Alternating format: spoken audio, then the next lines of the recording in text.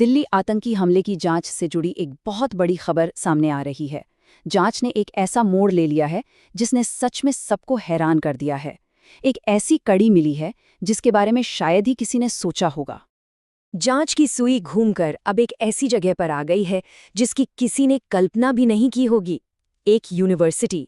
जी हाँ, चलिए पता करते हैं कि आखिर एक एजुकेशनल इंस्टीट्यूट का इस आतंकी हमले से क्या कनेक्शन हो सकता है। और आज की सबसे चौंकाने वाली खबर ये है कि एक जानी मानी यूनिवर्सिटी के चेयरमैन को हिरासत में ले लिया गया है। इस गिरफ्तारी ने केस में एक बिल्कुल नया और सनसनीखेज मोड़ ला दिया है। तो गिरफ्तार हुए शख्स हैं जवाद सिद्दीकी। ये अल फलाह ग्रुप और फरीदाबाद की अल फलाह यूनिवर्सिटी के चेयरमैन हैं। इन्हें प्रवर्तन निदेशालय यानी ईडी ने prevention of money laundering act, जिसे पीएमएलए कहते हैं, उसके तहत गिरफ्तार किया है। लेकिन बात सिर्फ एक गिरफ्तारी पर खत्म नहीं हुई। असल में ये तो एक बहुत बड़े और सुनियोजित ऑपरेशन का बस एक हिस्सा था।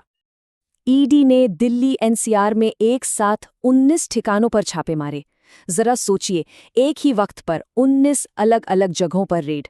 ये दिखाता है कि ऑपरेशन कितना बड़ा और कितना कोऑर्डिनेटेड रहा होगा। यूनिवर्सिटी के दफ्तरों से लेकर चेयरमैन के करीबियों के घरों तक कोई जगह नहीं छोड़ी गई। और इन छापों में मिला क्या? पूरे 48 लाख रुपए कैश। अब इतनी बड़ी रकम कैश में मिलना ये कोई छोटी मोटी बात तो है नहीं। और बस यहीं से पूरी जांच का फोकस पैसों के लेन देन की तरफ शिफ्ट हो गया। तो अब सबसे बड़ा सवाल यही उठता है कि आखिर एक यूनिवर्सिटी के चेयरमैन और एक आतंकी हमले के बीच क्या कनेक्शन हो सकता है। ये सवाल हम सबके दिमाग में घूम रहा है ना? कि आखिर एक एजुकेशनल इंस्टीट्यूट का हेड और एक सुसाइड बॉम्बर, इन दोनों के बीच लिंक क्या है? तो चलिए देखते हैं कि जांच एजेंसियों को कौन से सुराग मिले हैं। तो देखिए, सारी कड़ियां जुड़नी शुरू हुई हमलावर डॉक्टर उमर के फोन से। जब एजेंसीज ने उसके फोन को खंगाला तो उन्हें एक बहुत ही जरूरी वीडियो मिला, पर असली क्लू मिला कॉल डिटेल से, जिसने उन्हें सीधे अल फलाह यूनिवर्सिटी के एक MBBS स्टूडेंट तक पहुंचा दिया। और हाँ, उस स्टूडेंट को देवबंद से हिरासत में ले भी लिया गया है। और डॉक्टर उमर के फोन से मिले उस वीडियो का नाम था शहादत अभियान, मतलब मार्टिरडम कैंपेन। ये नाम ही अपने आप में बहुत कुछ कह जाता है। हमले के पीछे की जो खतरनाक सोच है उसे साफ साफ बयां कर देता है। अब आते हैं इस केस के दूसरे और शायद सबसे अहम पहलू पर, और वो है पैसों का ये पूरा जाल। ईडी की जांच अब मनी लॉन्ड्रिंग और टेरर फंडिंग के एंगल पर फोकस हो गई है। जांच में एक टर्म बार बार सामने आ रहा है, शेल कंपनी। अब ये क्या होती है? आसान भाषा में समझें तो ये सिर्फ कागज पर बनी एक कंपनी है, एक मुखौटा। इसका असल में कोई काम धंधा नहीं होता। इसका सिर्फ एक ही मकसद होता है, अवैध पैसों के असली सोर्स को छिपाना।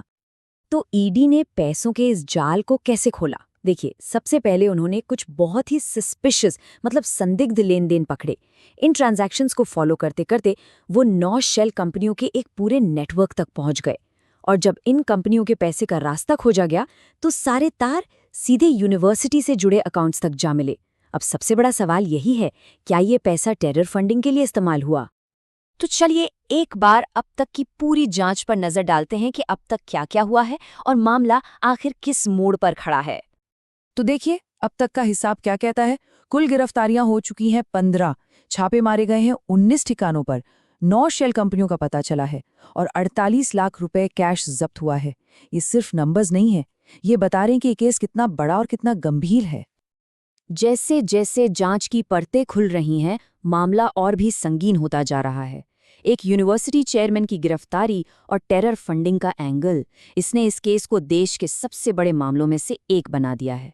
अब इंतजार इस बात का है कि इस कहानी में अगला और सबसे बड़ा खुलासा क्या होने वाला है।